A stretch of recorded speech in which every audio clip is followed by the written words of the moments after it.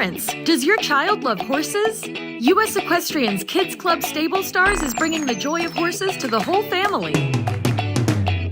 Get access to quarterly activities, learning opportunities, coloring pages, and more. You can sign your child up by going to www.usef.org, logging into your free fan account, and finding the Stable Stars Kids Club tile. Then fill out your child's information and click Enroll. Join the U.S. Equestrian Kids Club.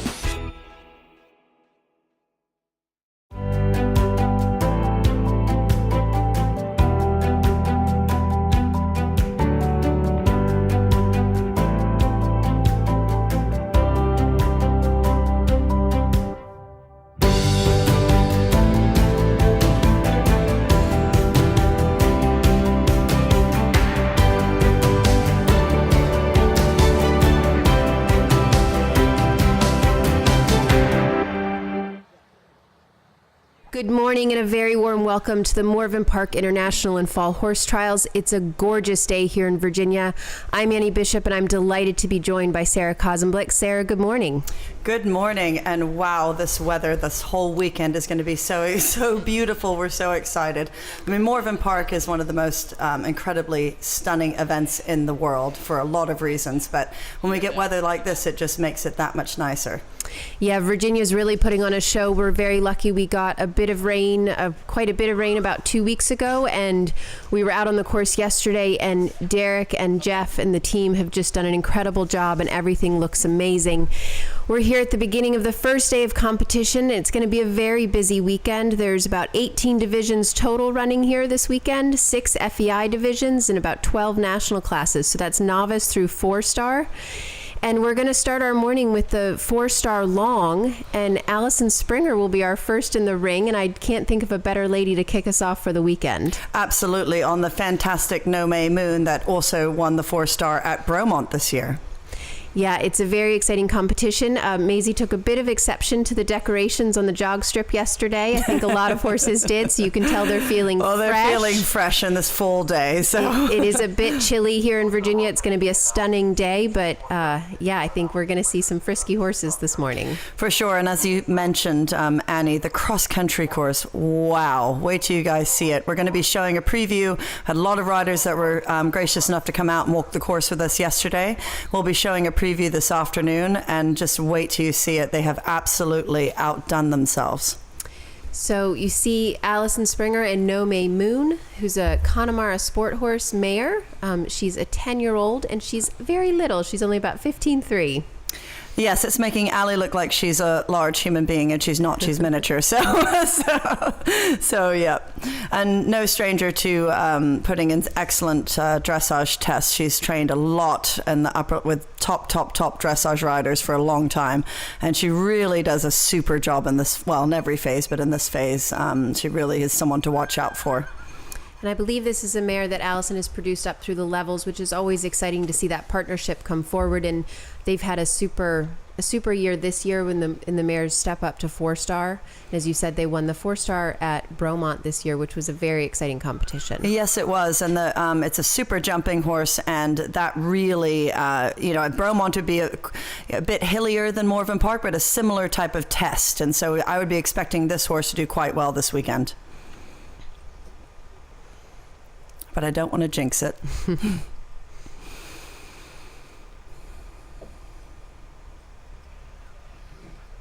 You can see Ian Woodhead down there watching the first horses going. He's over here visiting. He wanted to see Morven Park, so he's over here visiting. So we're going to get him up here to give him some impressions of what he thinks of the competition as well.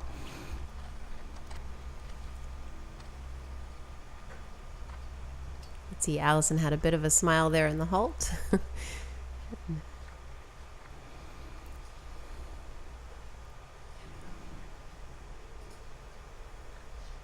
I think it's nice, Annie, that they do the 4-star dressage in this arena. A lot of riders say the same thing. They have the warm-up right there, and it's really quite as calming an arena as you can be in this setting. But at the same time, it is 8 o'clock in the morning with fit horses on a chilly morning. So And as you can see, all the vendor tents and everything up there. So it still gives them a bit of atmosphere, but maybe a bit quieter than having many rings around them. Yeah, it's a little nicer. It's next to the barns. Over the hill, we have another stunning arena where the 3-star and 2-star will be going. That tends to be a bit more electric. Maybe not quite as much angle and bend in that shoulder as she would have liked, but I think she's sitting on a little bit of a cat on a hot tin roof here this morning, so you've got to manage it. That half-pass is lovely. Rhythm, direction, bend, all of it, accuracy, all of that was very good, so that should score well.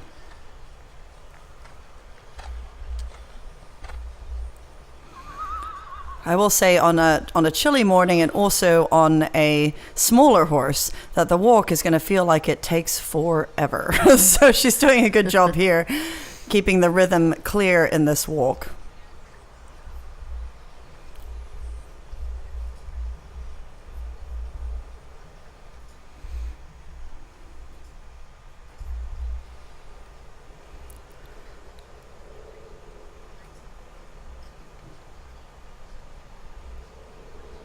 Well, honestly, I think she's going to be quite happy with that. Yes, you would love a little bit more reach and overstep in it, but she was able to keep that clear the entire way around on a horse that is a little bit up, as I mentioned. And she was quite clever there, because I don't know if you noticed, Annie, when she went to pick up her reins there, she sort of pointed right at the corner because the horse is a bit up, and she thought, well, maybe I'm going to wait until I have my reins shortened before I make that turn. So that was well done. This change comes up very quickly, this canter work.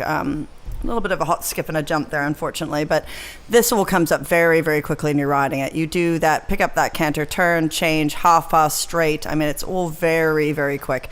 Again, would have liked a bit more forward in the canter, a bit more bend and everything there, but she's managing all this. It's still very accurate. Then you're going into your medium canter, and then it's this, unfortunately, swapped off behind there, but I think she's spooking at something down at the end there, to be honest with you, with how she's, like. Yes. Something going on. Goblins down there by A. Aren't they always? So turn and change again. And again, unfortunately, a little bit tight and just a bit fresh this morning. Oh, well done there.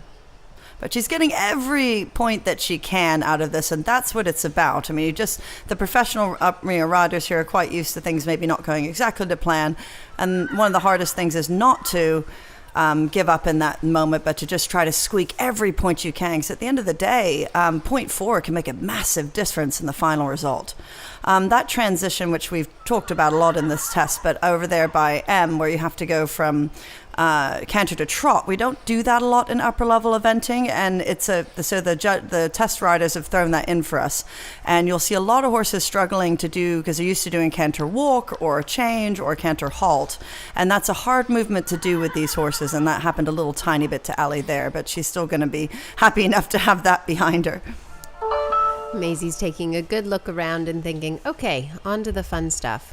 And as you said, Allison did used all of her experience to, as you said, eke out every point, because that's so important in these tests, because, as you said, 0.4, that's 1 second on cross country, and it can make a big difference at the end of the weekend. It really, really can. So you have to just go, oh gosh, I wish this was going this way or that way, because clearly the horse can always do, better than when they're in that tight moment. But at the same time, like that 0.4 or whatever can make a huge, huge difference on the final result. So I'm excited to watch the next horse as well, actually. I really love this horse. And I believe this next horse coming into the ring will be Lucienne Bellissimo on Deary. And I believe that they actually led the dressage here in the 4-star short last year, so it's exciting to see them back to tackle the course in the 4-star long. Yes, absolutely. And I know that Lucienne really thinks a lot of Morven and wants to be here to help produce her horses for the, up to the next level. It's really a great spot to be here at Morven Park if you want to be taking your horses to Kentucky or a 5-star next year.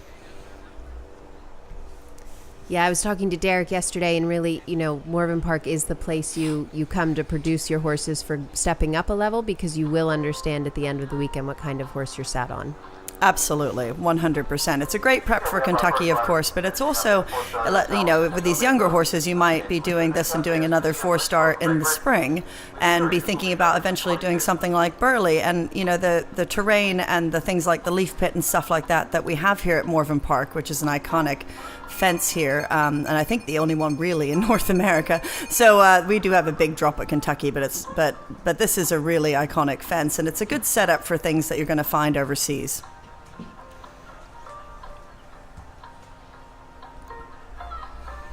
This is a beautiful horse, lovely on the flat, and also a super jumper. And just a few weeks ago, they actually won at Stable View. I think that was her first 4-star win, which was really cool. That's exciting. During a hurricane. Yeah, I know. They did a pretty exceptional job being able to pull all that off, I have to say. Everyone got in there to pull out chainsaws and dragged bits of things off of the course so that the event could happen. It was pretty impressive. Eventing at its finest. Yeah, we're not very precious, are we, Annie? Not at all. Lovely straight halt. Center line, and square halt.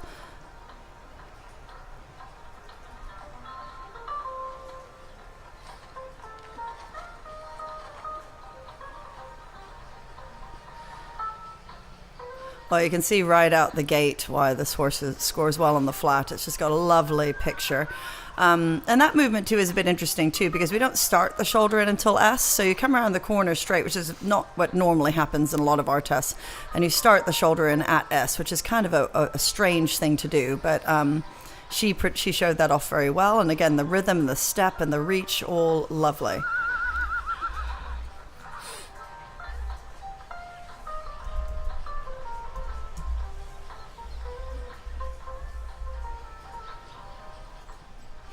And she was very clear with that as well, because I find, when you're in there riding it especially, it's very easy to halt and then go straight into that rein back. If you can show the judges, you can just take a breath like Lucienne did there and hang out for a moment and then show the rein back. You get that, you just are that much more impressive, because you're being clear about differentiating between one movement and the next, but you're also showing that there's not any tension in your horse at that moment. Lovely half pass there as well.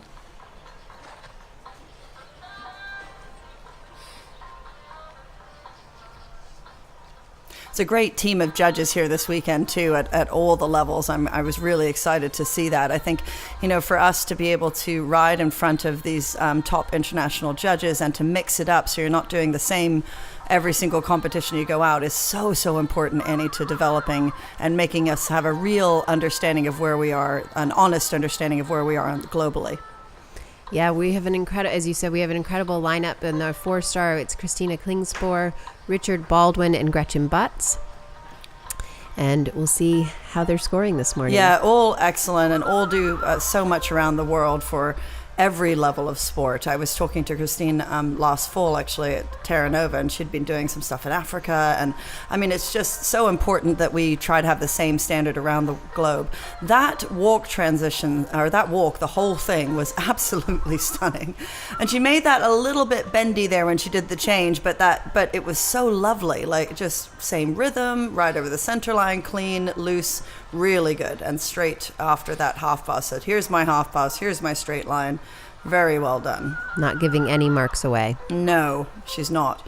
And what a lovely canter this horse has. You can see why it's such a good jumper. One tiny moment. One tiny moment right there. And it's interesting because she that direction did it a little bit less, so the other one might be the harder change, and it was very well done. I mean, it's going to that should score very, very well.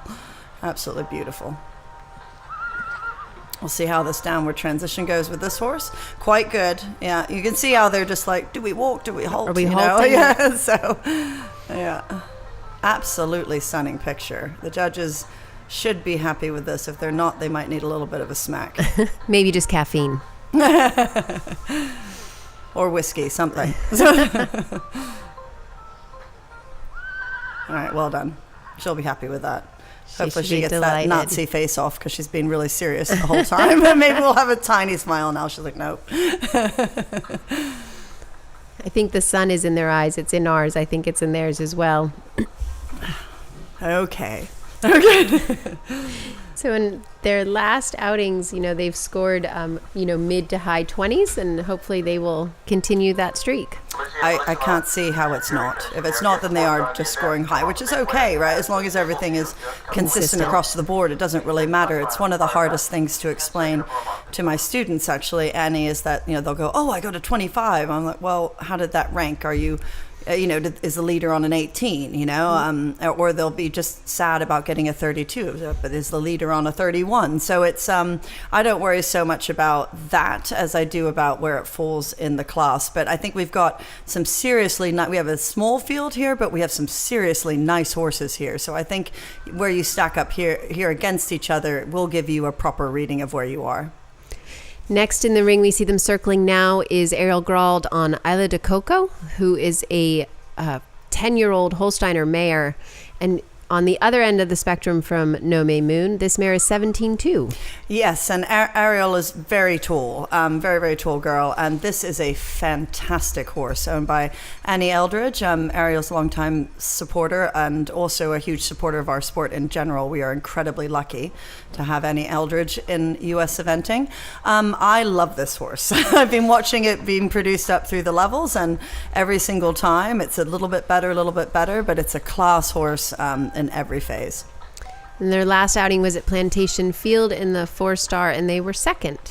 Yep, it was super there. It's a very big horse with a very long neck, and I find sometimes that she's been working, I think, because here it looks so much more out into the bit than sometimes when it gets a bit tight or was a bit younger would sometimes be a bit shorter there, and it's not an easy thing to do when it's such a big, long, rangy praying mantis type horse. So similar to Ariel, she's long and rangy as well. So that's why the picture looks really extra beautiful. Very well done.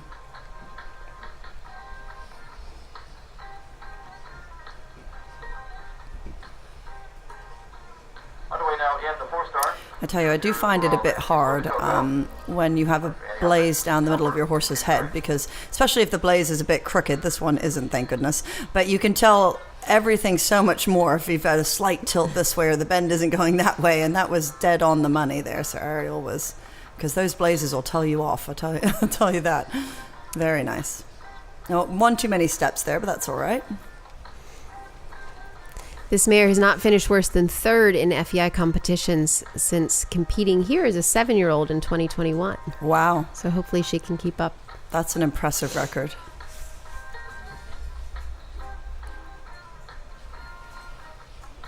Well, Ariel is a beautiful rider and works very, very hard at... so that's not a surprise to me. And she's got some exciting string of horses as well, which is fantastic for all of us.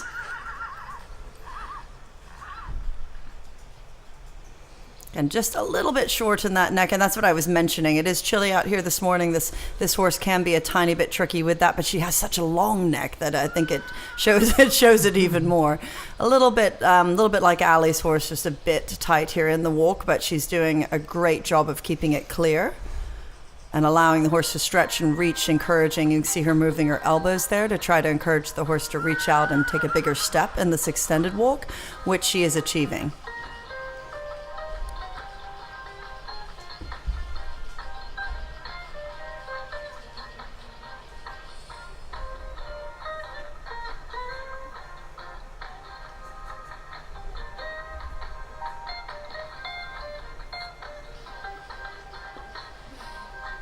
Again, this change comes up so quickly.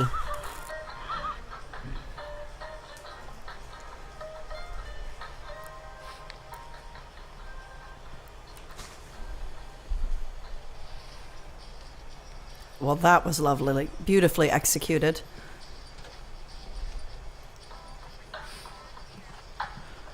Look at the step on that horse. The hind leg there, I mean, it's really exciting. You can see why it's such a good jumper and a galloper. I mean, that hind end is pretty exciting.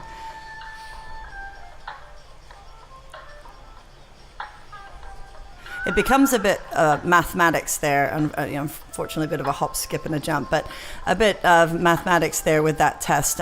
We kind of, for me, it just helps because so I don't get too tense in it, but you kind of have to go, there's 3 strides before you turn, 3 strides before you change, and then it tends to work out just about being on the center line. But it does come up quickly, as you said, Annie, and it's not an easy. I mean, that's the whole point, right? It's not an easy movement, and then having that go straight in, just the next letter up into a half pass it all comes up when you're riding it. It comes up very quickly. I think she's going to be happy with that. That was a very good test. Yeah, she is. That's her happy face. Yeah, she's got to be happy. And what a beautiful horse. And the horse is happy too. She's stunning. It's a bit of a, it's a balance too as you're bringing these horses up through the levels, because you want them to enjoy their jobs. And, of course, we always want to do the best test we can. But if you're getting 70% in the ring that you can get at home, that's fantastic. And that's kind of the ratio that we're going for. I mean, if we get a little bit better, that's awesome, but that's sort of what we're going for. If you didn't bring it to the horse show, you're not going to find it there. So it's important to keep horses happy in their work and where they don't dread coming into the dressage ring, because that becomes a problem down the road. We see circling the ring now Shannon Lilly and Eindhoven Garrett. This is a 10-year-old Selfrancais gelding. And their last outing was also at Plantation Field in the 4-star short, where they ended the weekend in 4th place.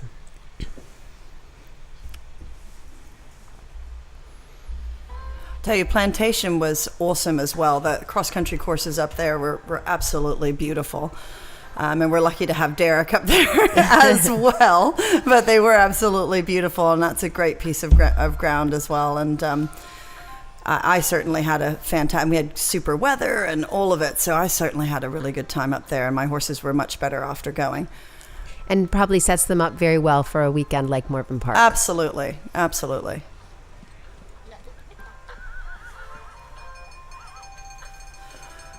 And Shannon also does so much for our sport across the board. She's hugely involved in the under-21 program, which Morven Park is a host of one of the nationwide camps that we do to talent search. And Shannon has been so wonderful to be on top of that from the very beginning, and she also is also helps to tie that together with our under-25. So Morven Park has a history of being part of developing the sport. It has a very long history of part of developing the sport from the ground up, and so it is only fitting that they are part of that U.S. Eventing's under-21 developmental program. And I think Shannon is in about every single committee that she could be on to help make our sport better. Yes, she is.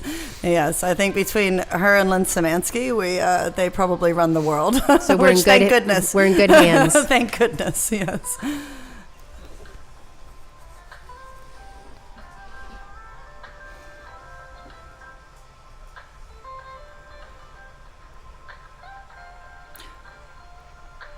Well, she's going to be happy. Great start to that.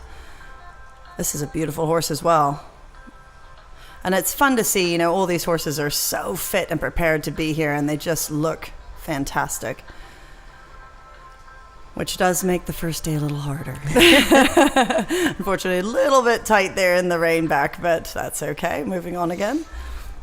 Such a balance to have these horses fit for what's to come on Saturday and Sunday, but come in here and show harmony and have them relax. Well, that's the tricky bit about eventing, isn't it? And I was just looking at that tail plait too. I tell you, the grooms have really been doing, as they always do, an incredible job turning these horses out. I was watching the jog yesterday, and everyone looked fantastic. It's not just about making them look beautiful, of course. There's a heck of a lot more going into it. If you are new to the sport and don't know what I'm talking about when I say a groom, it's a similar job to a professional caddy for a professional golfer. That's how important it is in every aspect of success. They help us understand exactly what's going on with our horses, help us with diet, nutrition, fitness, emotional stuff. They will give recommendations honestly on every phase of the competition of what they think would be the right setup and plan. It's very much a teamwork. It's a bit like a marriage, and just as personal. You have to the personalities have to work as well because every rider's a bit different, every program's a bit different, every horse is a bit different. So having the right groom makes a massive difference. Again, showing a little bit of tension, obviously, in that walk into that canter transition. But I think this is not the last horse we're going to see with a bit of tension. That was a stunning change. Lovely. Wow. So the hard thing, I think, sometimes, Annie, with the judges is they have to be brave enough to go, okay, well, it's a bit tight in the walk and I have to give a lower mark there. But then be brave enough to do an 8 or 8.5 on a change like that, because that was a really good change. So I think you'll see it more at the upper level of dressage judging than you will sometimes at the lower levels, where the judges are maybe not as experienced. But the upper level judges are usually brave enough to go, okay, I can give a 5 and then I can give a 9. And Shannon's getting every single point that she can, like we discussed earlier, because at the end of the day, that's going to make a big, big difference in the final result. This is a lovely horse. He's stunning. You can tell he's trying very hard to stay on side. Yes, absolutely. And she's had some beautiful work here in the Yes. ring today. I'm sure she's going to be happy with it.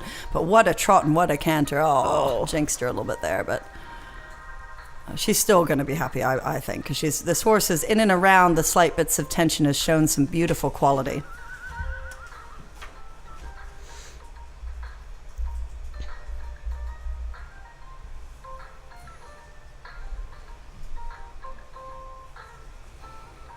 All right. And Shannon Lily.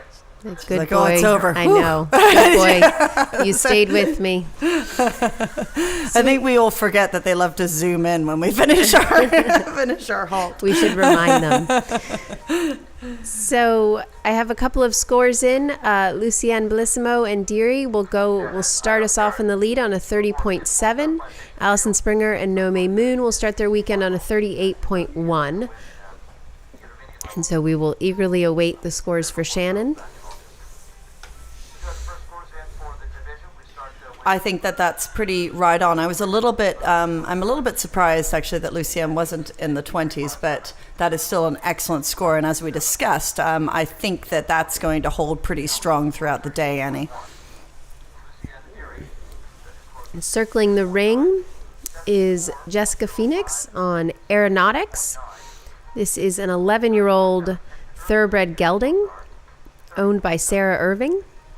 And Jessie rides for Canada and has been on about most Canadian teams in the last little while. And she is just well, they call dynamo. her the smiling assassin for very good reason. She's absolutely adorable, this little tiny fit, beautiful girl who has kids of her own, and it's a very thriving business, and has been the anchor, I think, for like you just mentioned, Annie, of the Canadian team for a very long time. She is fantastic. She's impressive on so many levels, and she can ride so many different types of horses.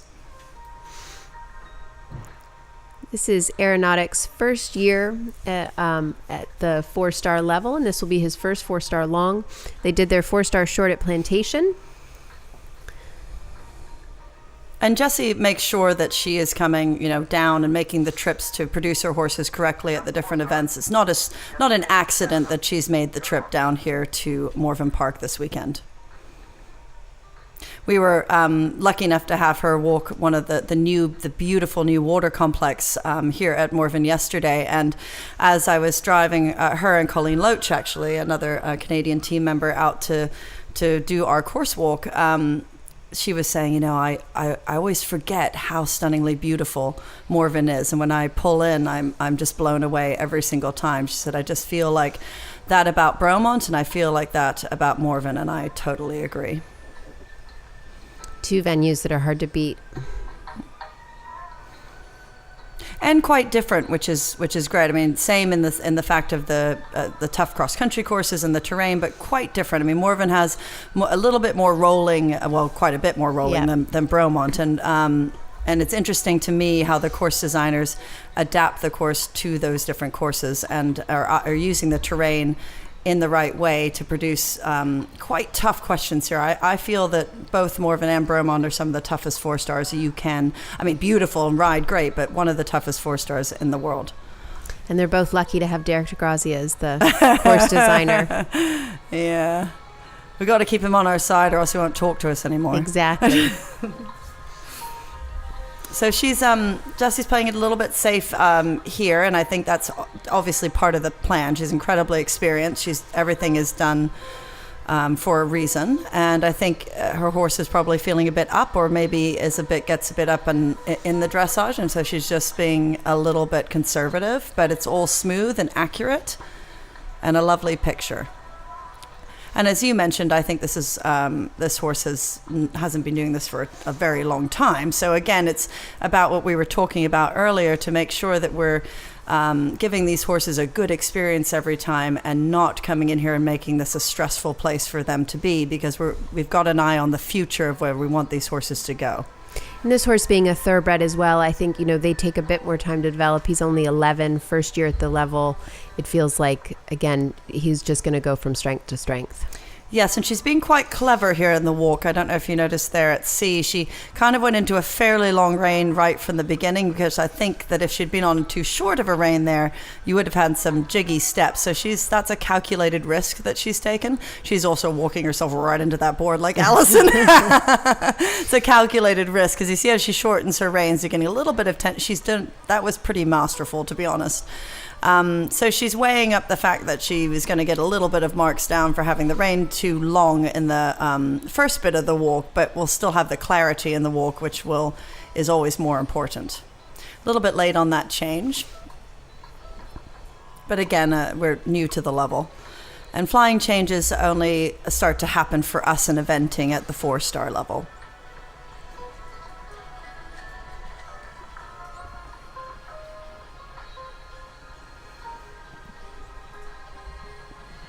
So interesting. Jessie rides about every type of horse also. Some riders have a type, but she does not. She rides every single type of horse. And that's been down to necessity. She's very much a working rider, and she needed to ride absolutely everything. And in my mind, a bit like the way Ross Cantor is, she can ride anything as well. Yep. And I really feel like I've seen Jessie on things that I thought were like dairy cows. And I've seen her on giraffes, and I've seen her on everything.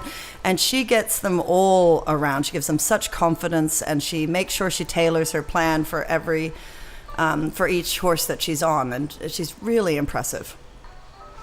And she's also kind and upbeat, and gives back to her. Is always willing to help, which I think is a great thing, because it is a lot for these riders to be doing when they're here competing. Look at that trot there. Yeah, for sure. She'll be happy with that.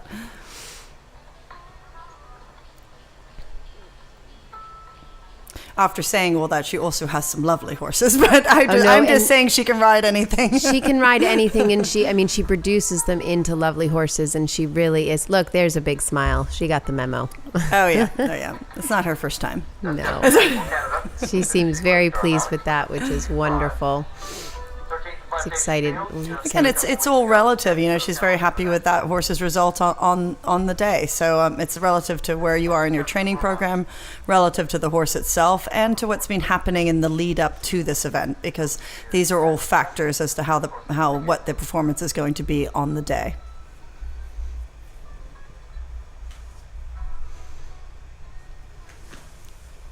Next into the ring will be our friend Hannah Sue Holberg on Carsonstown. He is a 12-year-old Irish sport horse gelding. I absolutely love this horse. I know I say that about a few horses in this field, but I love this horse. And Hannah is such a beautiful rider in every phase, so this will be fun to watch.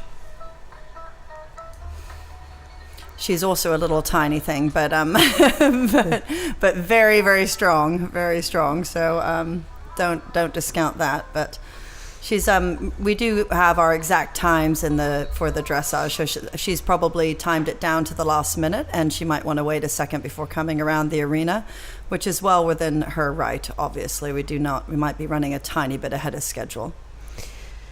So, Sarah, our leading dressage scores for the past few years have been a 26.2 from Boyd and Commando 3 from last year.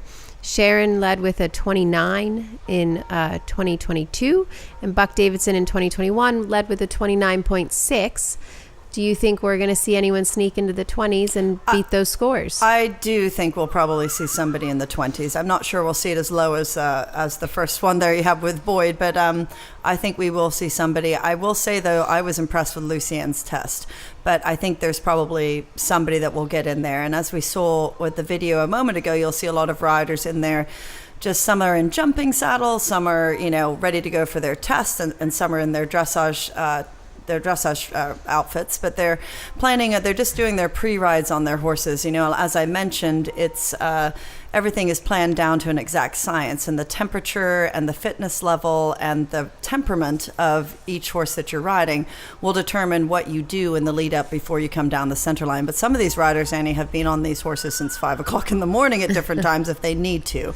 You might put your jump saddle on and go for a hack, or you might have a little canter about, or you might do a more serious school, because your final warm up should be a shorter thing. Every horse is different, and the only way you figure that out is trial and error. And that's part of your conversation with your groom and your whole team, is really sort of what worked last time. You try different things each time, you see what's happening at home, and then make a plan for the weekend as well. We see some people up enjoying the VIP tent up on the hill there, which is a lovely place to watch for the weekend. Absolutely. I mean, I love that we have those berms up there, natural, beautiful berms overlooking the arena. It's a stunning arena. I always think that the people that show up at 8 o'clock in the morning to watch dressage are the diehards. I'm very impressed with them up there, sitting there in the cold, watching the dressage. My owner is unbelievably supportive and a really cool person, but I have to trick her if I can try to get her to come to watch dressage. But she tries to outwit me every time, and I'm unfortunately you can actually see there that's Catherine and Hannah. So Catherine is Hannah's wonderful groom. She does such a beautiful job, and also is a lovely rider herself. When Hannah was over in England, she couldn't get to the AECs this year, so I was lucky enough to help cute little Catherine on her beautiful horse, and she ended up third in the preliminary class at the AECs. That's wonderful. Mm-hmm. So I would like to take credit for that, Hannah, because clearly it had nothing to do with the preparation beforehand. It was just the weekend. Yeah. Now, what I was going to say, my owner, unfortunately, this technology where you can see everything online, she's on to me. It used to be that I could sort of fool her and sometimes get her there and say there was actually going to be jumping going on, and she'd show up and I'd trap her, but now I can't do that anymore. That's amazing. We couldn't do it without the owners and the grooms and all of the support staff. We also couldn't do it without our sponsors, and we have an incredible group of sponsors here this weekend at Morven Park, and we are so grateful to each and every one of them. And if we should support the sponsors that support us. So, please if you see any of our sponsors around, please thank them, please support them, because again, they are a backbone of our community and the reason we can be out here this weekend. 100%. This sport would not exist. Would not exist without our owners and sponsors. Well, wow. Look how shiny that horse is, too. I know that sounds like a really silly thing to say, but very shiny. Absolutely beautiful. He's technically a bay, but he looks very black. Yeah, this time of year, they do tend to get a bit darker, don't they? And you have that moment when you're going to go clip them, and you're just wondering if they're going to be that weird light brown color, or if they're going to be this beautiful bay color. Look at that tail. I know. This is technical dressage commentary at its finest.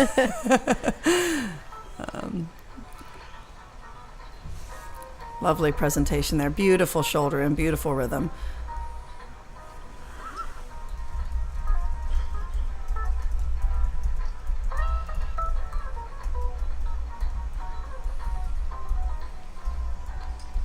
And talk about a master of making sure that the horses are happy and that they're set up properly to go into the ring. Hannah is very good at that. Look at that halt. Holy cow. So So it's a bit tricky. Is you have to go 5 steps, and that was right on. A couple of our riders have sort of gotten a little stuck at 2.5, and then the horses went back and ended up doing 6. But that was right on the money, because at the lower levels in the FEI classes, you'll sometimes get a range, 3 to 4 or 4 to 5, but in the 4-star and higher, you must do an exact number. Oh, a bit of a hop skip there. That was annoying. Thought that sometimes when you're doing that setup to do a half pass and you move your leg back a bit, they might think that just misconstrue that for a canter. Carson, he didn't need to do that.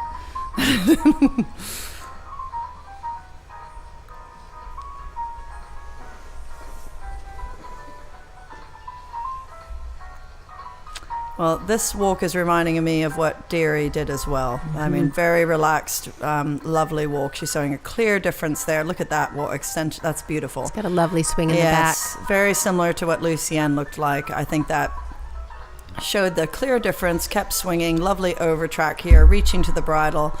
That's definitely what you want.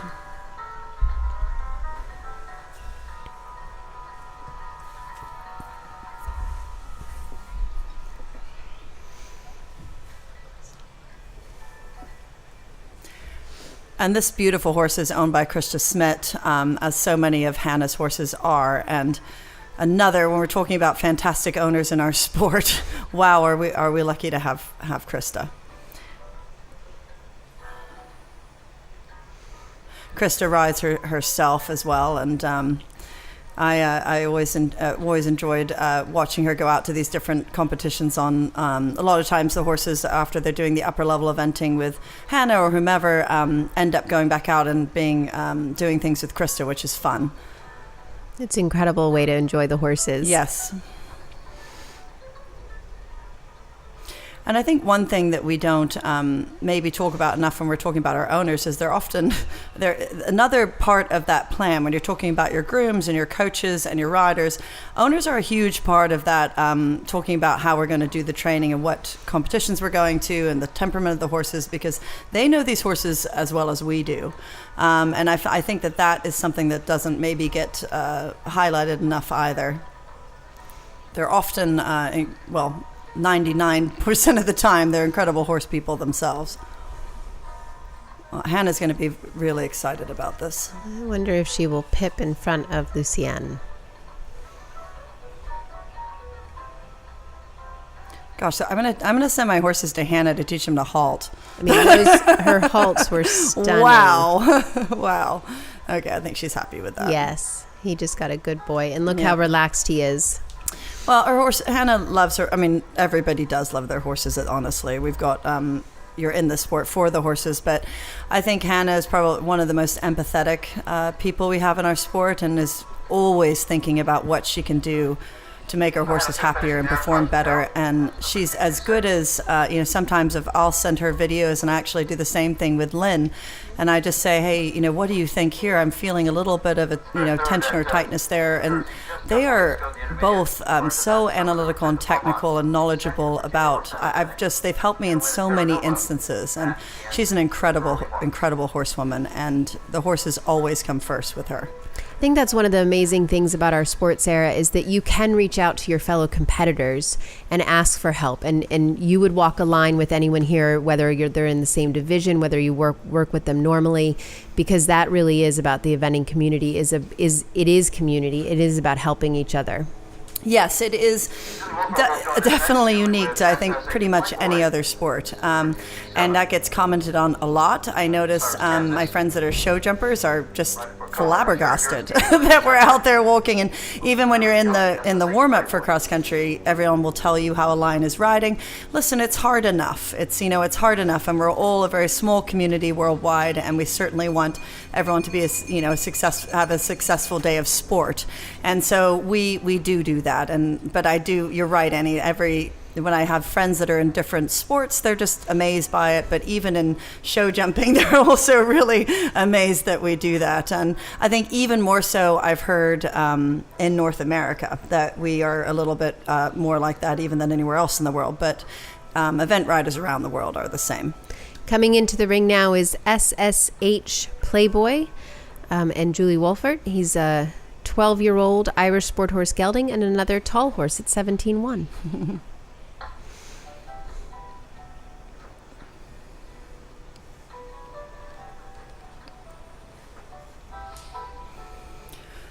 Well, nice straight center line and good start off here for Julie. Linda Zhang always says straight makes 8, and I've never forgotten that. She's catchy with her little phrases. Don't overthink it. Straight makes 8.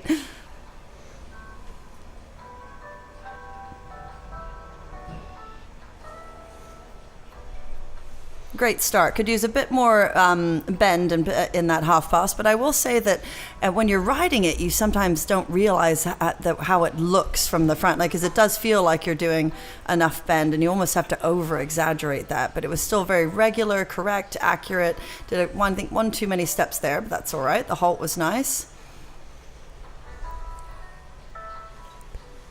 And Sarah, I've heard Roz Canner say this, but certain things in a test, it might not feel great to her, but it looks better to the judges. And sometimes that is the art of test riding, isn't it? Yes, it's quite different. Sometimes, like what you just said, can be quite different. We're doing training to showing off the test. There's that showmanship that you sort of learn, and ringcraft that you learn after doing it over and over again, and videoing and watching and training, and then you do start to go, okay, I could have done this and shown that. And it's also different on every horse.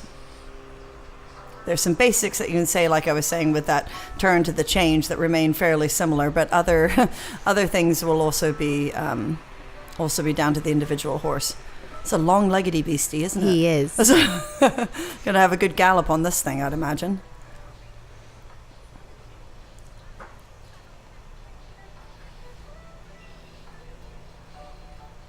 I believe their last run was at the AECs in the advanced final there. And they were on a 34.4 there, and that seems to be about their range. Like mid-30s seems to be about where they usually land in the dressage.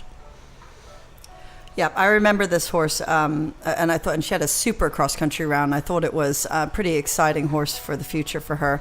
And her show jumping was lovely as well. At the American Eventing Championships, we actually show jumped at night, and quite a bit later than we had planned. There was a massive storm that came through there. And it was a tough track, and as event riders, we don't really ride under the lights that much, so it definitely added a challenge to our show jumping course. So horses that normally produced easy clears in the show jumping were kind of staring a little bit under the lights, but it's great practice, because you never know. You go to an Olympic Games, or you go to something like that where you're going to have to be in a stadium and have to do something either very early in the morning or very late at night. Then we need to make sure that we've practiced in every scenario. Practice makes perfect. Yeah. Good, clean change. I think she's going to be happy with this test, because it's been quite accurate, and she's really hasn't done a lot wrong. I mean, yes, everything would be a little bit more, a little bit more forward and a little bit more bend in some of these things. But, I mean, it's been pretty darn good, Annie. I mean, she's going to be happy with this. He's stayed on side and seems relaxed and happy. It seems like a great partnership. They seem very happy together. And the AAC's had a lot to do on the cross country, so I'm excited to see this horse out there. It's quite different doing a 10-minute 25 course than it is doing at the AACs. I think we were sort of 6:40 something. The jumps come up much quicker in those situations, so it's a little bit harder. And also it was quite hot, so a lot of people would have gone a little bit slower in Kentucky than they were planning on going. And as I said, it can ride it. It's very hard to make time in those sort of more derby type things where things come up very quickly. There's lots of combinations. Where here on the cross country on Saturday, you might see some horses get a lot closer to the time, because they have far more stretches of galloping than they do at a short. And that's really where horses can take a deep breath, get air back in their lungs, and kick back on. Yes, I mean, I think sometimes people are thinking, goodness, but it's almost double the distance. Well, yeah, but mentally it's nicer, because you have that moment where you're just galloping across the field, like you said, Annie. They can catch their breath, they can relax. When the combinations come up thick and fast, it can be quite mentally and physically taxing to a degree that you maybe don't realize, because the distance is shorter. Getting a few scores in here now. We'll wait on Shannon Lilly's, but Errol Grald and Isla de Coco are on a 34.2, which slots them into a provisional second place. And we're just waiting on Shannon's. Will be in just a moment. We have Colleen Loach, who will be coming into the ring next on FE Goldeneye. Well, here's one I think could give Lucienne a run for her money, Annie. This is an absolutely lovely horse, fantastic jumping horse. And dressage test, I always love watching this horse on the flat. It's also a super, super show jumper. It actually does Grand Prix show jumping as well. I've run into her a few times doing things like the Futures Prix in Ocala at WEC. And is very competitive in those. She's not just showing up and jumping them. She's doing very, very well. So this is a fun horse that has definitely a lot of talent in a lot of different aspects of horse sports. So we have a score in for Shannon Lilly and Eindhoven Garrett, and they are going forward to tomorrow on a 36.9. I think she'll be happy with that. Goldeneye. And it's all fairly close together. I mean, we look at this and the leader's on a 30, right? And then you've got, if everybody's within 10 points there, and it's going to be a big shake-up on Saturday, quite frankly. It's all to play for. Yeah. So remember, we've got the challenging cross-country course where time will also be a factor, but you've got to jump all the jumps cleanly. And then Chris Barnard's show jumping course on Sunday will be no joke either. Lovely straight center line there. So that's where, Colleen's going to be super happy, smiling from ear to ear on Sunday morning. No doubt. And unfortunately, the wonderful Chris Barnard is not going to be able to be here this week because of Hurricane Milton. He lives in Florida, so that it's a really big shame that he can't be here, but he has sent his courses, and Kathy White will help build it, and we will still have the same challenge, just not the joy of seeing him.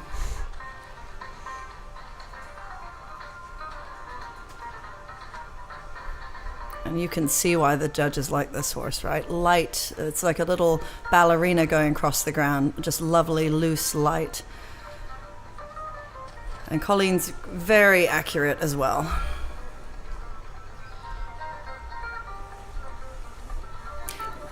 And you can just tell this horse is through and swinging all the way through his body. There's nothing being held at any point, and that's just a lovely thing to see. And again, another horse that is fit and shiny and just looks fantastic.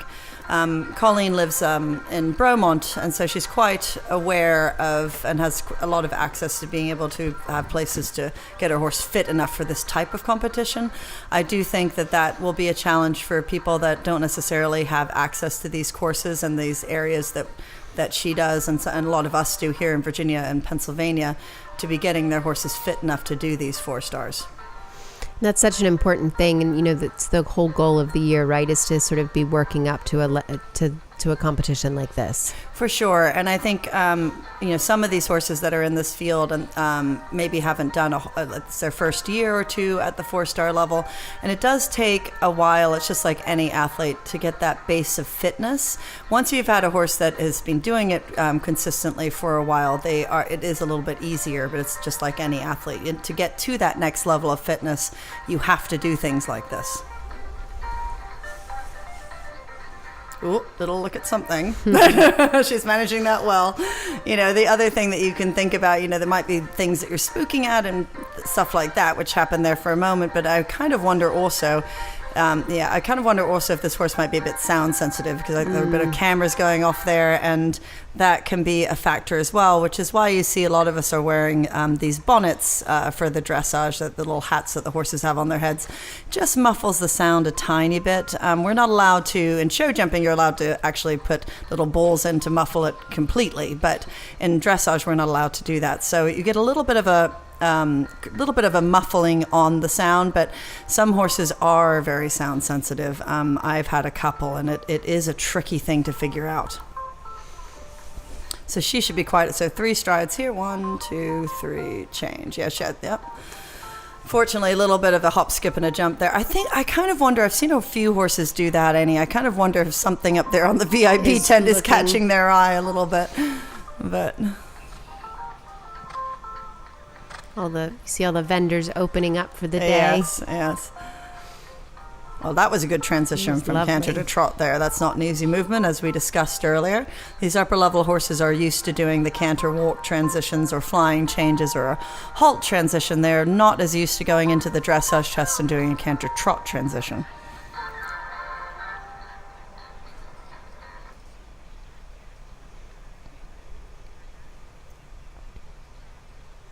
I think she'll be happy with that. Maybe a tiny bit more attention than we're used to seeing with this horse, but again, he's very fit. It's chilly out this morning. Still a beautiful test, and it will still score well. I know some of the riders were hoping they could have ridden in the afternoon and had a little bit less. Yeah, they were lobbying us a little bit yesterday. See, he's looking up there. You see, there is something going on over there. That's all right. But again, look at that lovely, relaxed way of walking out of the ring. I think next year we'll try and be a little bit later in the day, folks. It is a little mean to get the fittest horses of the competition out here at 8 o'clock in the morning.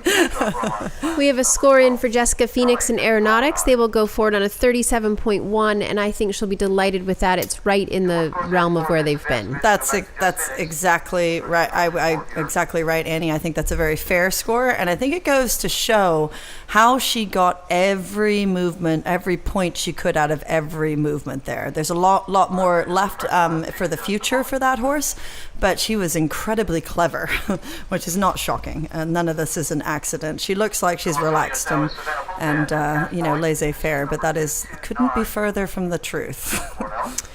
Well, we have Wooge Fulton and Cash Point, who is a 9-year-old Holsteiner gelding coming into the ring, and I know that Wooge thinks a lot of this horse, and she's produced him carefully up the levels. Yes, this is an incredibly talented rider. Her mum, they have a riding school up in Maryland. They put on events. They produce a lot of riders up through the levels. They're wonderful people, and Wooge and her sister grew up in that environment, working hard and riding everything that they possibly could and understanding all aspects of the business. And she is. She also worked for Buck for a number of years, and she went to work in England, and it was so fun watching her gallop around there on her little thoroughbred around some of the biggest tracks in the world. And I think that she's brought all that experience back here to home, and she's married to David Ziegler, who is a lovely dressage rider from Canada. So that does help. I mean, I think some of these, they're not arranged marriages, obviously, but some of these marriages where you can marry somebody who's not exactly in your sport but can help you is kind of a good thing. Boyd Martin has cleverly done that with the gorgeous Silver Martin. And there's a few other people that have done that cross-discipline, and it is quite helpful, as long as you can all get along with each other. But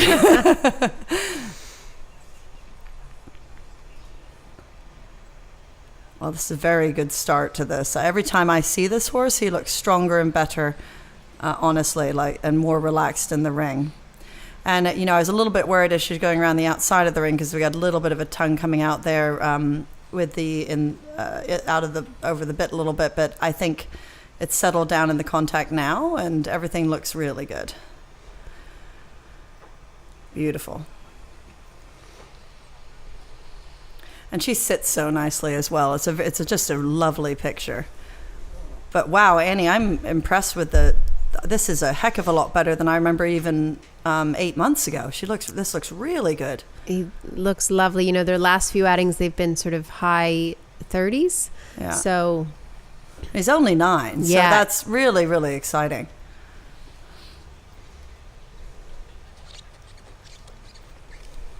She's got quite long legs, but she's not a big person. But it's a bit like Sharon White, who looks a bit taller than she is because her legs are so long.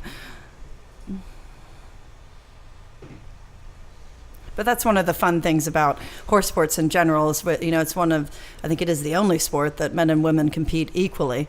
And there's all sizes in eventing. There's all sizes of horses and shapes of horses, and there's certainly all shapes and sizes of riders.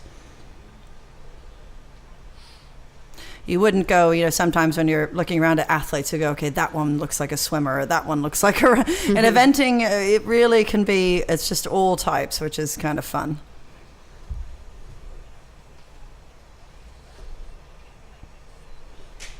You just have to be a little crazy and a little fit. Oh, shoot, a little bit of a discussion there on that turn. Good change, though, in and around all of that fussing about. Still a clean change, and good half pass here.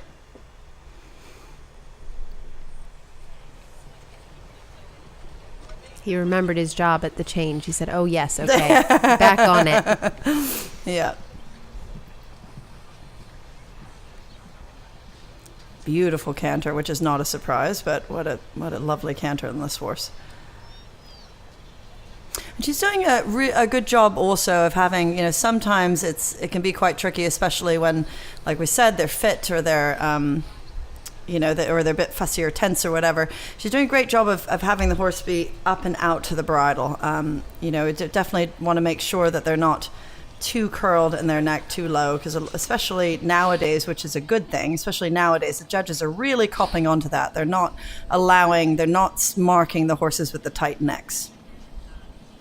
Tiny bit of tongue, unfortunately, there. I'm hoping that maybe one of the judges didn't see that. I think it was the only time it really happened, though, throughout the test. So, and there's really nothing you can do about that. No. Good girl.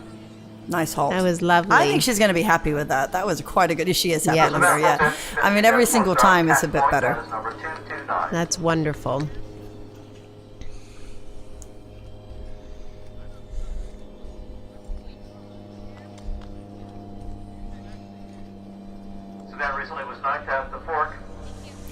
See everybody, another strategic thing up there on the hill there. You can see some horses eating grass. Now, they could be just eating grass, which we need to take them out to do, or they could be having relaxing moments by dressage. Again, just trying to get the horses familiar with the arena and peaceful within themselves. It's all part of a plan. So one of the wonderful things here at Morven Park is there is so much space for hacking and for giving your horses that moment to graze and really just letting them sort of be, which is such an important part of bringing horses and traveling with them. Oh, for sure. Just for their health and their mental health and their physical health. I mean, nothing, it's natural omeprazole to be eating grass. So just to have them around here to do all that is fantastic. It's the same sort of park-like feel that we get when we go to Kentucky. And I think it is, as you say, Annie, a lot nicer on the horses. Next in the ring will be Tim Burke and Monbeg Libertine, who is a 11-year-old Irish sport horse gelding. So we're all going to do a little dressage prayer here, because Tim has been working very hard on trying to get this horse more comfortable and happy in the arena. He is one heck of a cross-country machine. I cannot wait to watch him on Saturday. Tim is obviously well known for being a fantastic cross-country rider. This horse is pretty special to watch. The dressage has been their Achilles heel, and Tim has been working very, very hard on it. And you know, we're all neighbors. I'm lucky enough to have Tim and his wife Marley, and Sharon White and her husband Henrik.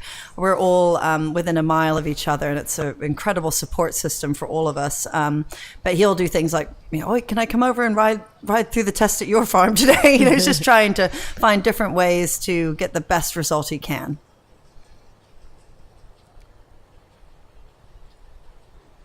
And Tim rides for Ireland.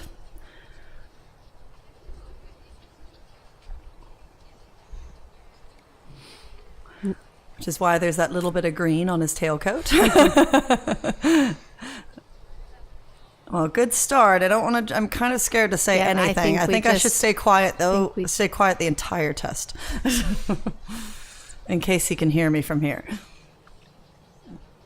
So this is the third horse we've seen in a double bridle this morning. Sarah, how do you decide if a horse is going to be best suited to a double bridle or a different kind of bit? Well, thanks for asking me that question.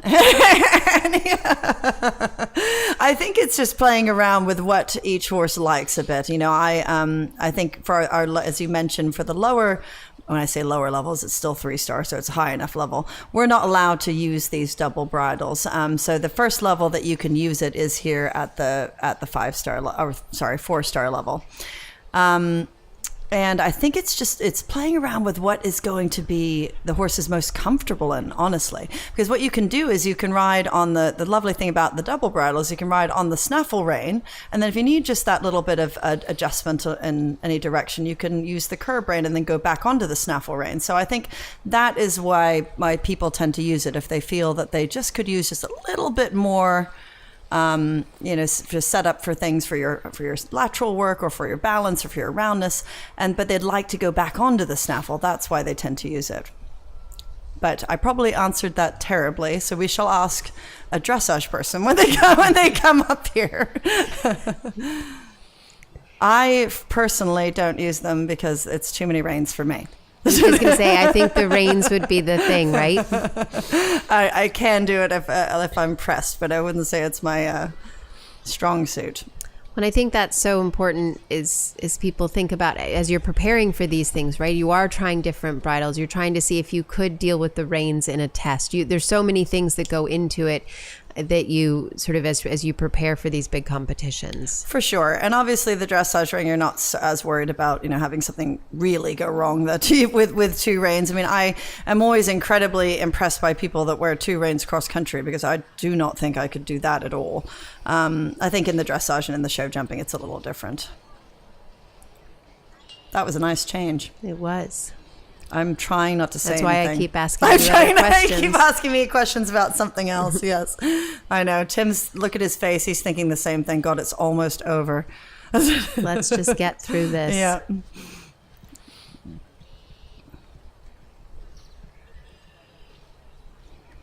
And we're going to talk about our grooms because that poor Catherine would have had to been up very early this morning to make this white horse look like this.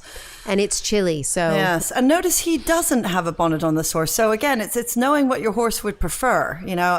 Sometimes that can be irritating, that thing. I know Ruben's, even though he's very sound sensitive, hates bonnets. So it's definitely a balancing act because he really doesn't need one.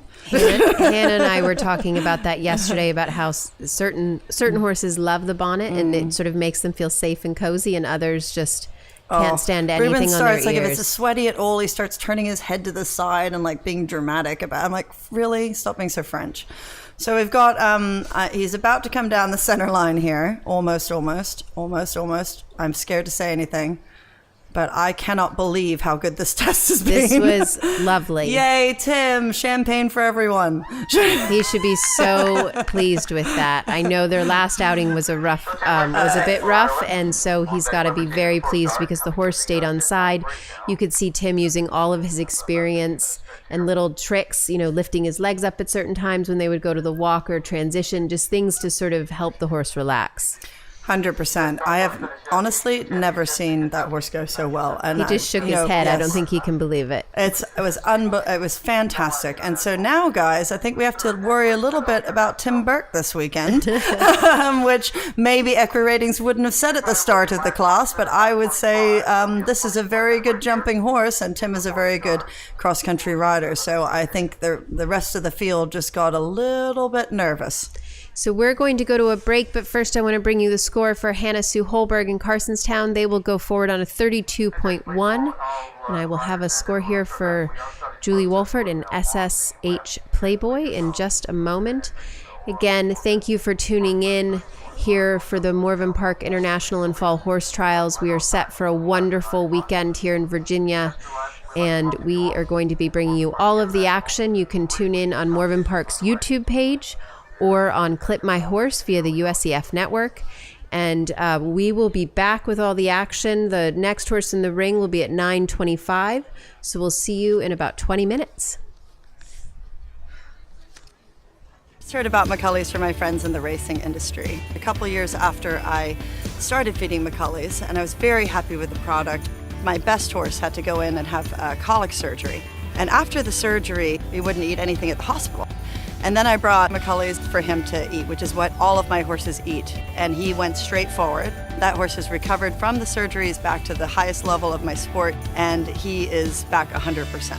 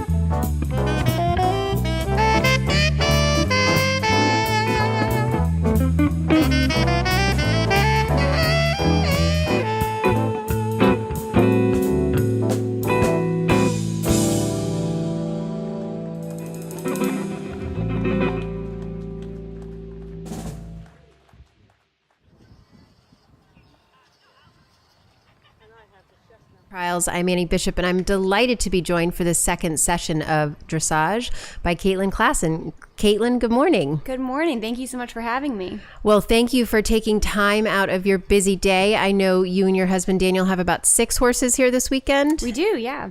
That is exciting. What divisions are you guys in? We have some young horses in the training and the novice, and Dan has a few stepping up to prelim, and I have one in the 3-star. Well, that is going to make for a very busy weekend, and we're excited that you could take some time to join us this morning.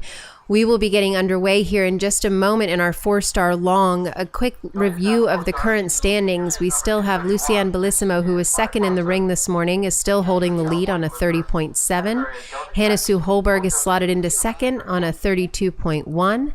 Colleen Loach on a 33.7, Ariel Grald on a 34.2, and Julie Wolfert on SSH Playboy on a 34.5. Those are your top 5 as we start our second session. And next in the ring will be Max Mojo C and Maya Clarkson. And this is a 12-year-old Hanoverian gelding, and he is looking very bright and gray. His groom was up very early this morning. Yes, we have to give a big shout out to all the grooms making these horses sparkle this morning. It is no easy feat, especially when the air is a bit chilly as it is here this morning. Yeah, this has been one of the first real cool fall mornings, and I think all of the horses here in the 4-star are going to be fighting fit to be ready for this weekend, so they're going to be feeling the temperature change. Yes, they are a bit fresh, and we had some riders lamenting yesterday that they were going early in the morning and they wish they'd had a little bit time for the sunshine to warm things up a bit. But we've seen some lovely tests so far this morning, and we're excited to continue on with the 4-star long. Yeah, we're really lucky to be here at Morven Park. This is just the most spectacular venue, isn't it?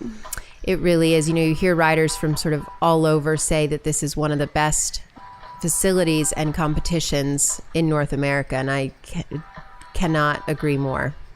I was lucky enough to grow up riding here at Morven Park, actually, and I can tell you it never loses its magic. From the time I was 10 years old to now, it still really feels special driving in this driveway. I was lucky enough as well. I grew up coming here to competitions with my father, and then when I started riding, I was competing here as well, and it really is a magical place, and it's wonderful that they have so many divisions running this year because you get to see everything from the novice horses up to these lovely 4-star horses. Yeah, everybody gets to enjoy it. And I believe this would be this horse's first start at the level. Is that correct? I believe they went to Terra Nova in the spring. Oh, they did the 4-long there? Oh, no, they did the short. You're right. Okay. So this will be their first 4-long. That's a really special achievement. I think what you're seeing when horses get to this level is every ride has kind of led up to this moment. It's a big accomplishment to reach this level on any horse.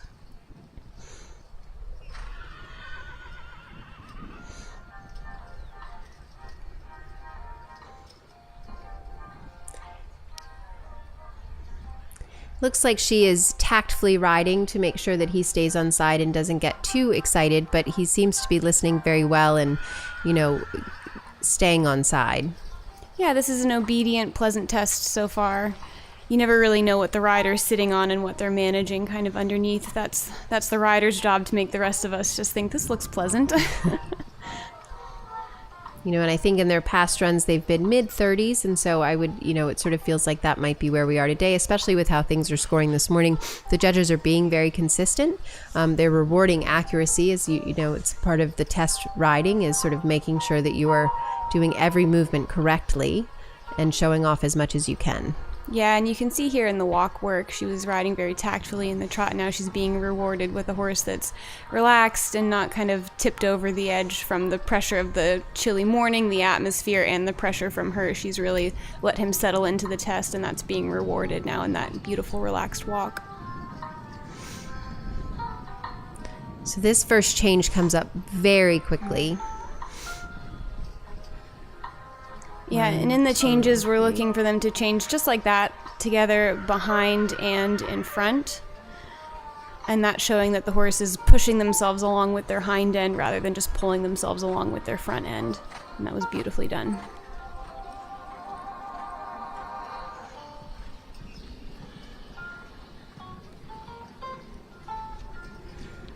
And you can see there in the extended canter, her haunches swing slightly to the inside, but she does a good job of correcting that as she comes into the corner.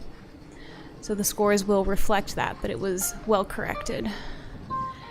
And that little change, stutter step. yeah, just a little bit off aids, a little bit early. But continuing with the theme of the test, that this is just pleasant. And horses, like humans, have one side that is stronger or weaker, and that sometimes shows in the changes. Exactly. And what we're really looking to see in the dressage test is the same thing that we want to be testing when we're going out cross country, that they're supple left and right, using themselves equally and pushing from behind so they can use their athleticism to the best of their ability. That's such an important point. I know a lot of these horses would like to just skip right to tomorrow, but really everything that they're doing in the dressage ring and all of the training really sets them up to be successful cross country and show jumping. Yeah, exactly. I find dressage less tedious when I think of it that way, and I think the horses probably do too, where we're just setting them up for a good cross country run tomorrow. Well, she seems pleased with that. Yes, she should be.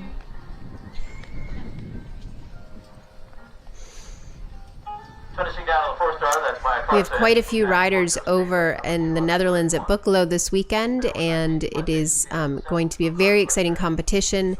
And I believe that Philip Dutton has just slotted into the top 10 on Passante, so congratulations to Philip. Very He goes exciting. forward on a 28.7. Cosby Green from the U.S. as well, although she's based over in England with the prices. She is in the top 20 currently, and just a few more to go. Hallie Kuhn is in there as well on a 30.4. So an exciting showing for our American riders over at Boekelo. Yeah, it's wonderful for them all to get that experience. And I think we'll get to see Cosby over for the 5-star at Maryland here pretty soon. So Yes, that's very exciting. And I think she's very excited to be coming home, although it sounds a little bit funny that she's coming, traveling home to do a 5-star. Coming back overseas to come home. We see going around the ring there is Danny Sussman on Jos Bravo, who is a 13-year-old Argentine Silla gelding, and he's a little horse. He's only about 15.2. And they did the CCI4Long at Rebecca Farm in July. And I don't think cross country quite went to plan for them, but that's a great place to step up. It looks like an unbelievably gorgeous venue. And we're excited that they are back here. They did the 3-star at Plantation a few weeks ago. And their scores generally seem to be hovering around 30 to 35, maybe a little bit higher depending on the day. So excited to see what they can do this morning. I think everybody would love to come to the CCI4Long and pull off their personal best, but sometimes it can be difficult to do. So we'll see how this score comes along.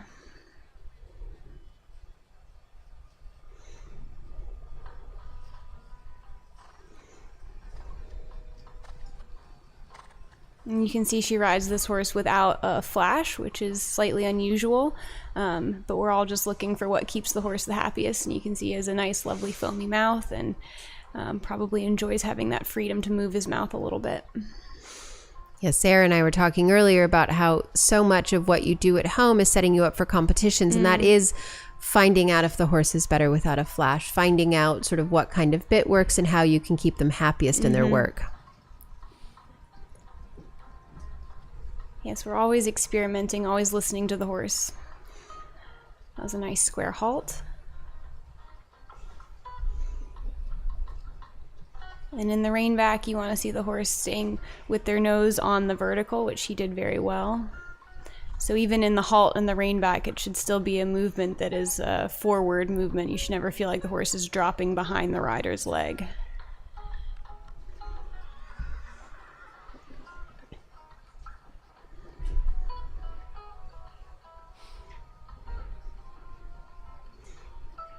See him just picking up a little bit there, and then comes back and says, okay, I'll listen again.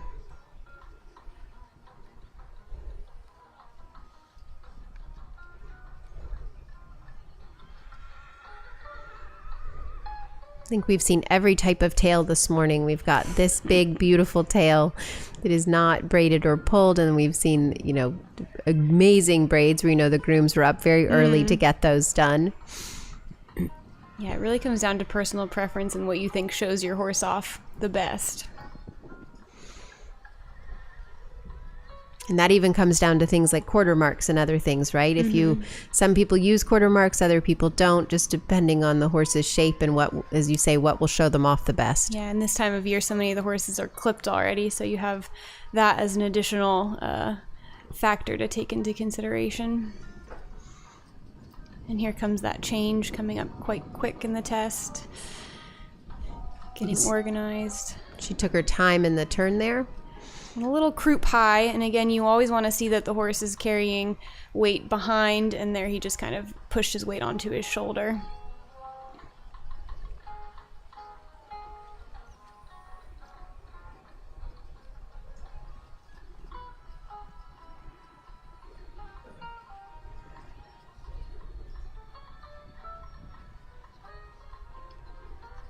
And they're showing that the horse can go forward and then obediently come back, which, again, when we think about this as preparing us for the cross-country test, that's going to be really important tomorrow. And just late behind there. So all of these are just little things that'll be reflected in the score, but overall, again, a pleasant picture that this pair is presenting. And again, you know, every rider will come in with a different goal in mind, right? You know, I think everyone will have what they will deem as success. Like I said, you'd love to come in and pull off your personal best at the fall championships, but it's pretty realistic to think if she's been getting in the 30 to 35 range, it looks like this test is going to match that. Really lovely halt. Big pats. Would love to see that. Yeah. She seems very pleased, Yeah, and it she looks should like a happy be. rider and a happy horse.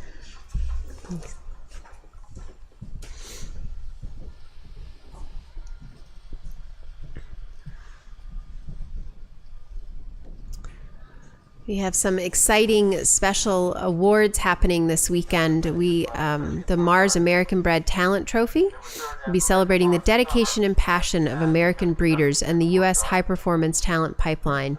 The Mars American Bred Talent Trophy is awarded to the American bred horse to place highest in the 4-star level at the Morven Park International and Fall Horse Trials. It includes a $10,000 award for the top place and $5,000 for the reserve. Wow. So that is very exciting. That is very exciting, and it's so important to support the breeders here in this country.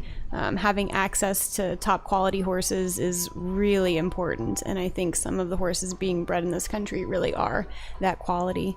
So this award that's amazing. Yes, it's incredible. So we'll be keeping an eye on that all weekend because that is an incredible, and thanks to Mars Equestrian for their continued support of our sport.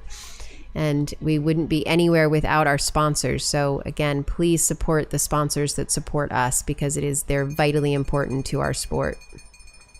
Coming around the ring now is Cooley Space Gray and Brooke Bercanti.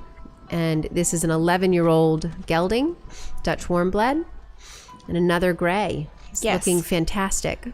Yes, I don't know Brooke well, but they bought a young horse from us this spring, another gray. So she is going to have her hands full keeping all those gray horses clean. But I will say I saw this horse in person at Plantation Field recently, and tune in tomorrow to watch him go cross country because it was very special. This partnership is really cool to watch.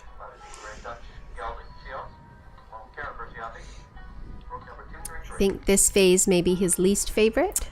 Yeah, that's fair. I think sometimes the really good cross-country horses kind of grin and bear it through this. And I think as riders, we grin and bear it too because, you know, they give us such important mileage, and being able to come and tackle these big courses with a horse you really trust makes such a difference that you sort of will forgive them. Yes. Yeah, a horse that'll jump around the cross-country the way this horse jumps around cross-country, you get let a few things slide. And you can see as she starts out, there's a little bit of inconsistency in the contact, but she's doing a good job of sort of continuing to keep her hands forward and do her best to push him out to the bridle.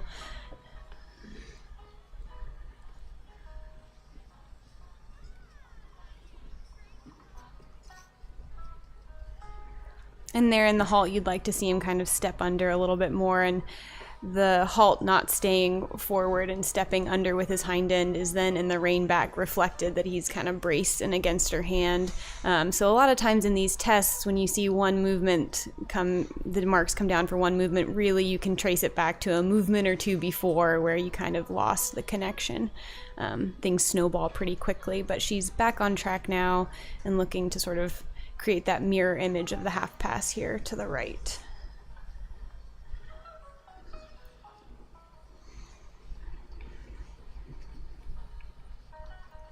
And you just get the feeling she'd like to put her leg on and have him a little bit more forward, but knowing his enthusiasm for the cross country, I also can appreciate that she may, if she were to do that, have more horse on her hands than she found necessary for this phase. So it's just riding the horse you're sitting on the day, and she's doing a very good job of that. And that gives a young rider experience as well, right? It's so good to learn how to manage in a dressage test. Yes. And then when you do have one that sort of favors it more, you already know sort of how to get those points out, and you've ridden an accurate test before. Exactly. Yeah, experience is experience, and that's what all riders need, so.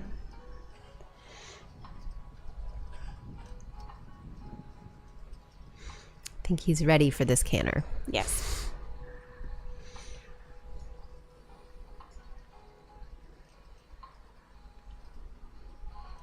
Here you can see keeping the shoulders in front of the haunches for that turn.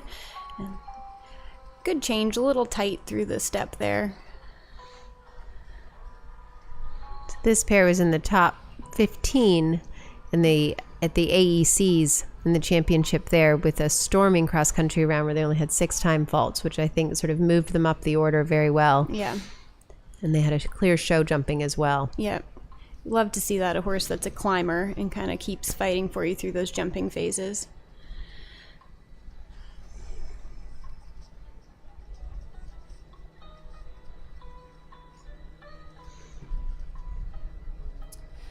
Just late behind there, and you could see him again just kind of hitting the contact, which when you see a horse that's a little unsteady in the contact, you do just want to get that forwardness and see if you can encourage him to keep pushing from behind out to the bridle. But again, like we've said, with him being a cross-country machine and a little bit of a blood horse, if she were to ask for that, she may have more on her hands than she's needing. And I believe Brooke, in addition to the young horse she got from us this spring, I think she's got a few young horses kind of coming up the levels. So this experience is going to have a trickle-down effect.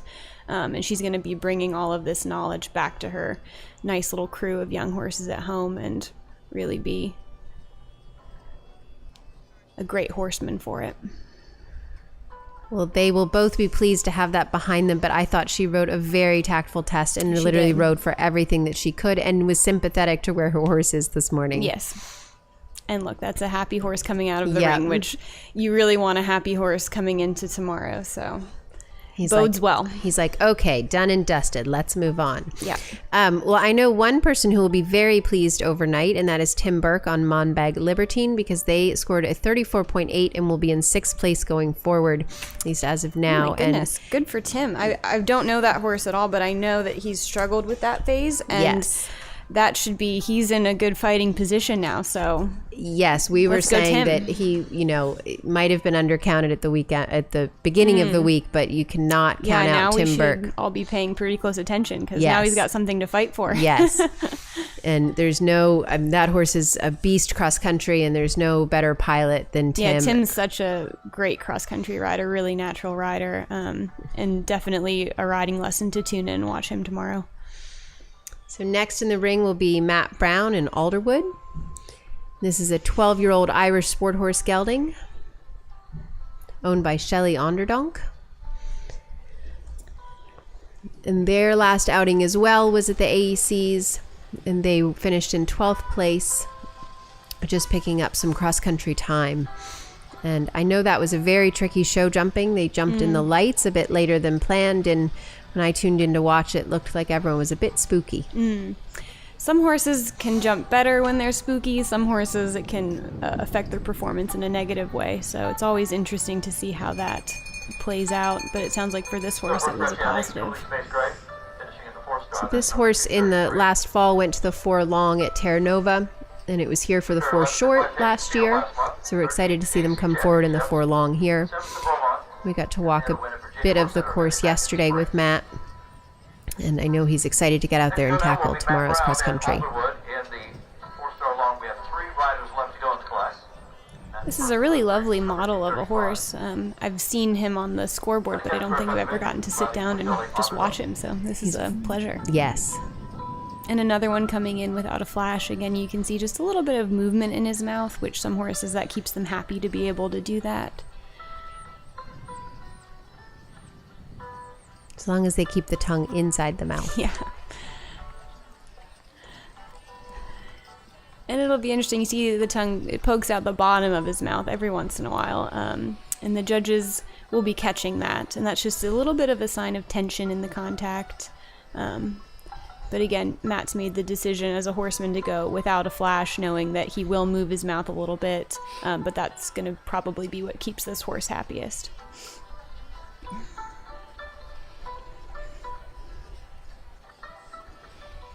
I think I'll be saying this all weekend, but the grooms have really outdone themselves. I mean, Yes. the shine on these horses, they all look so well and just really stunning. Yes, I'm sure most long format events, they do an award for the grooms Yes. on the final day, and that's going to be a tight race. No doubt. I know that Eventing Nation is doing something for super grooms this weekend as well, so make sure you nominate your super grooms to Yeah. Eventing Nation. I think every groom's a super groom here. It's There is no doubt. pretty special. And you can see there he just kind of climbs above the contact, and Matt does a good job of just pushing him through that rather than shutting him down in front. He keeps riding the hind end out to his hand, and keeps the horse positive.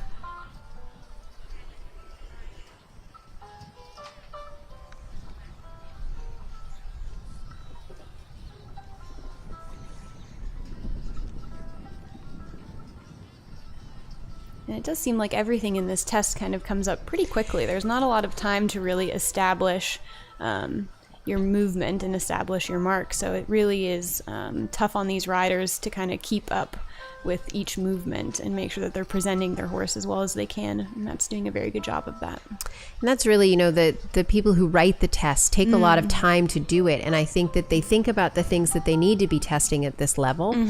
And clearly sort of agility and suppleness and sort of how quickly the horse can come to you and come back, and how much you can push them forward as part of that in this test, as you say, because it does come up very quick, just like this flying change.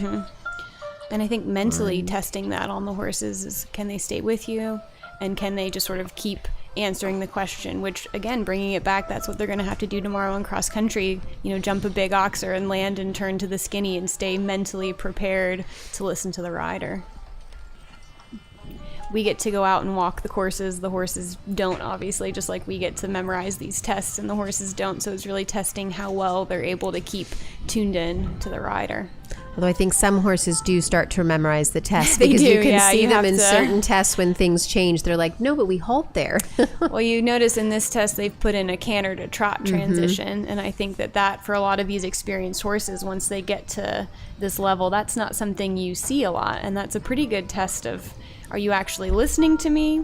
And here you can see that Matt's just managing the horse at this point, keeping him back on track. And there again, he had to put the outside aids on to get the horse straight and prepared for a flying change. And now he's putting the outside aids on to, cue for a half pass. And the horse is obviously getting a little bit muddled and a little bit frazzled with the aids and saying, well, I'm expecting to do a change, and now you're asking for something different. So Matt's just kind of coaching him through that and doing a very good job of it. Well, I thought he was so good there because he took his time. He didn't rush through it and think, exactly. oh, we have to get to the next thing. And so that's really patience. Yeah, and I think at that point, that movement, that particular score, it's already kind of been compromised. So you sort it out, but then he did a very good job of making sure that he was protecting the next score, the next movement. So once you've had things go a little bit sideways, I think Matt did a great job of just saying, you know what, let's take this movement to reestablish, and then the next movement will be better for it. And it was. He was rewarded for that. Exactly. That's good horsemanship and good test riding. And that's so much of a part of it, isn't it? It's not just sort of knowing how to do the movements, but it's knowing how to show off the movements. Exactly. See one of our volunteers running scores over to the scoring team, and we could not, again, just like with our sponsors and our support crew here, we could not do this without our volunteers. And so It's an army. it is an army, and thank you so much to every single volunteer, from the people at the gate to the people running scores to the people scribing cross country tomorrow. I mean, it really takes a full-on village of people who care about our sport and show up week in and week out. The stunning, you see all the vendors are opening up there. I hope everyone gets out there and goes shopping, because there are some fun vendors. To the right of that is the VIP tent as well, so you could buy a ticket and come out and watch for the weekend. Yeah, I know it's just October, but I'm planning on getting my Christmas shopping done. So That is a good plan. we'll take advantage of the vendor village up there. I always wish I was that organized. Next into the ring will be Buck Davidson on Cooley Candyman. And Buck would be a very experienced rider, and I believe this horse also fairly experienced. Yes, this horse is fairly experienced, although is it just an 11-year-old Irish sport horse? I would have guessed older. That's impressive. He's done. It's funny, I remember growing up with our dads riding, and Buck, Nancy, and I would sort of be running around Morven Park during the weekends, and so it's fun to see Buck here competing, and as you say, he's probably one of the most experienced riders in this division. This combination went to the 4-star at Plantation Field and ended up the weekend in 6th place. He scored a 30.5 in the dressage there, and it seems that sort of is where their scores trend. So it'll be interesting to see how he is today. And you can see again this horse, a really beautiful type, beautiful model, and he has a little bit more natural movement than some of the horses we've seen so far, which is lovely, but it also means there's a little bit more to manage as a rider. So it's kind of, when you have those bigger movers, it's both a blessing and a curse. Well, if there's anyone with the experience to ride that, it will be Buck. Yes, I would say so.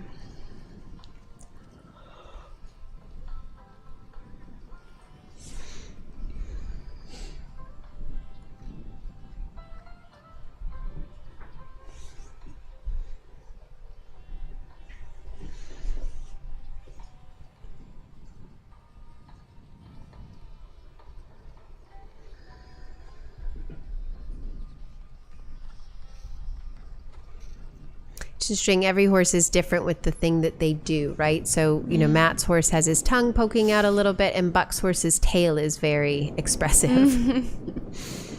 And that just is, each horse has their own thing.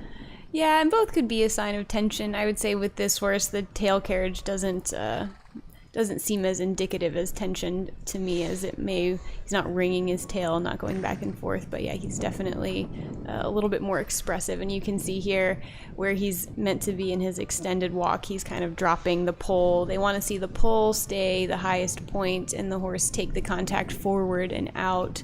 And you can see Buck's horse here every once in a while dropping the pole below the bridle, just showing that he's not really connected from back to front as much as you'd like to see.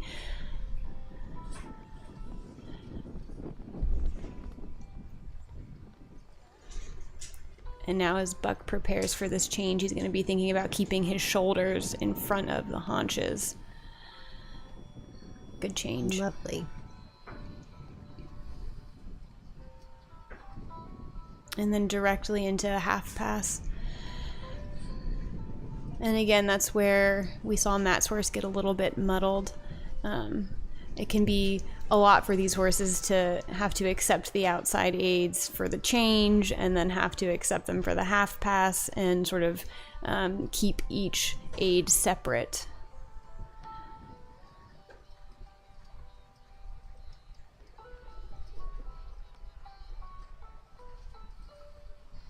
Another lovely Nice, change. yeah.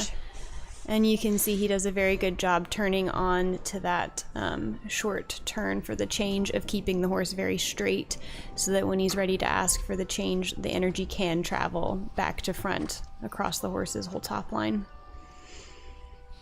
And there's that trot transition. They all just are taking a think about it. Are you sure you want me to do that? Yeah, it's definitely, I think the test riders were very smart to put that back in at both the 3 and 4 star level just to test the horses. Are you really on the aids or are you just kind of trick trained to the walk and halt transitions? Well, Buck should be very pleased with that. That's a great way to start his weekend. Yep.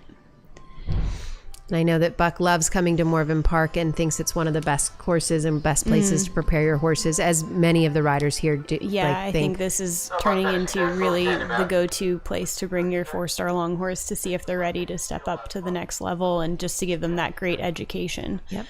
Nothing beats the terrain here at Morven Park. And again, you know, Derek DeGrazia, we can't say it enough, but he is one of the best course designers and really sets out a wonderful track where horses really learn. And maybe there's some rider frighteners or things they're scratching their heads about, but the horses really read it. No, we're very lucky to have him in this country, helping us produce our horses up the levels, because I do think that the course designers really set the tone for what the riders are practicing at home, and he's really showing us all the way. So our last to go in the 4-star long this morning is another one of those wonderful cross-country combinations, and that is Arden Wilderson and Sunday Times.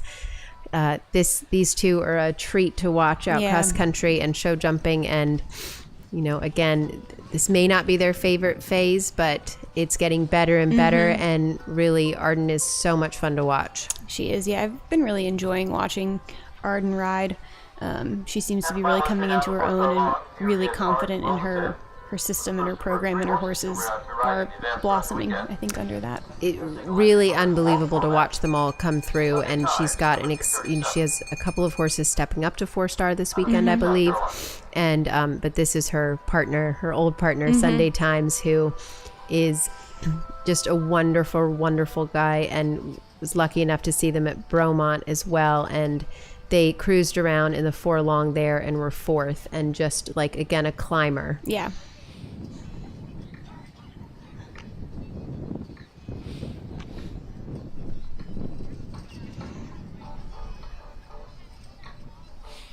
We saw Arden's parents, her dad, helping unload the trailer yesterday, and Sarah and I were joking that, doesn't he love it? And I think he does. I think they love being here with Arden on the weekends, and they're hugely supportive, and it's just wonderful to see the whole family out. I think for each one of these riders, there's at least, 10 people who may actually physically be here, and double that beyond, that are supporting and helping, and it takes everybody, not just to support the horse, but to support the rider as well.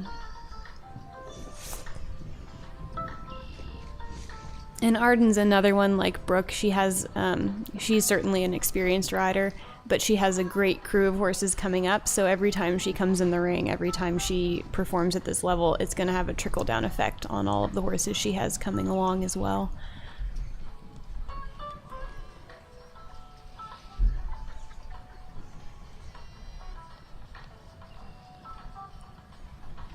And you can see we had mentioned horses without flashes before. This again is a different noseband. And you're just, every time you ride at home, paying attention, getting feedback from your horse and figuring out what keeps them happiest and what makes them work into the contact the best that they can. And again, you can see he wants to just creep a little bit above the bridle, and Arden keeping her hands low and sort of just finessing him through that.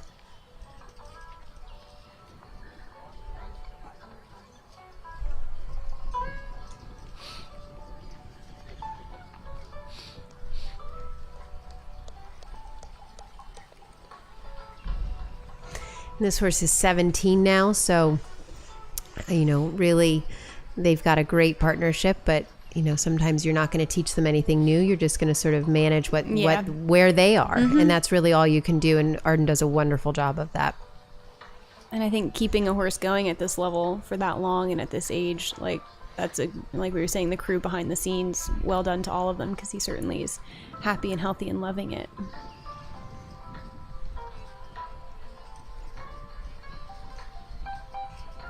And again, another one who in the trot looked like maybe could have been asking for a bit more pace, a bit more forward, but you never know what they're sitting on. And here in the walk, she's getting rewarded with a really nice, relaxed walk.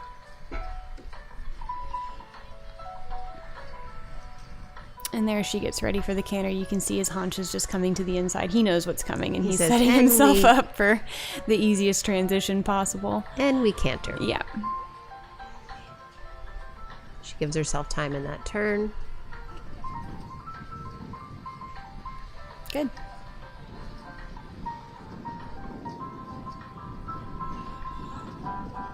And again, like in the trot, you could see a little more push, a little more forward in the canter, but I think for Arden, she's managing the horse really well and, showing him off as best she can. And there, when she does ask him to go forward, you can see again the haunches come a little bit to the inside. He comes a little bit against her hand, but she's going to keep him sweet, keep him on side, and present the test that she knows she's sitting on today.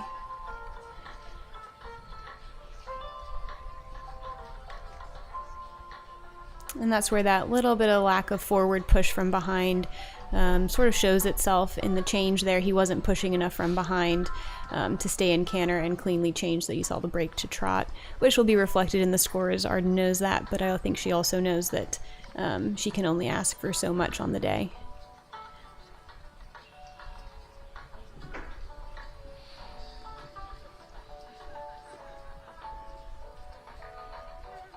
And that's something that she and her coach, Heidi White, will have discussed and sort of figured out a plan for the best way to ride the test. Yeah. And that may be different this morning than it was yesterday. Exactly. You have to ride the horse you're sitting on, and the goal for every test is going to be a little bit different. But I think Arden should be really happy with that. That gives her a good launch point for the rest of her weekend.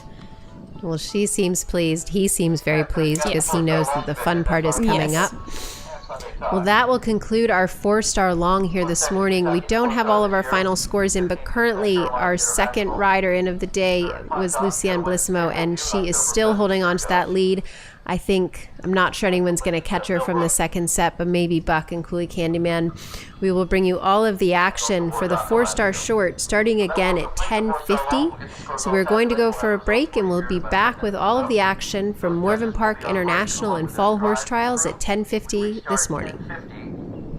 And that will be exactly 50 minutes. U.S. Equestrian.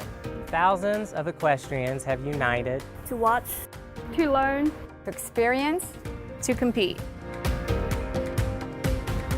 In the pursuit of fairness, safety, welfare, and joy.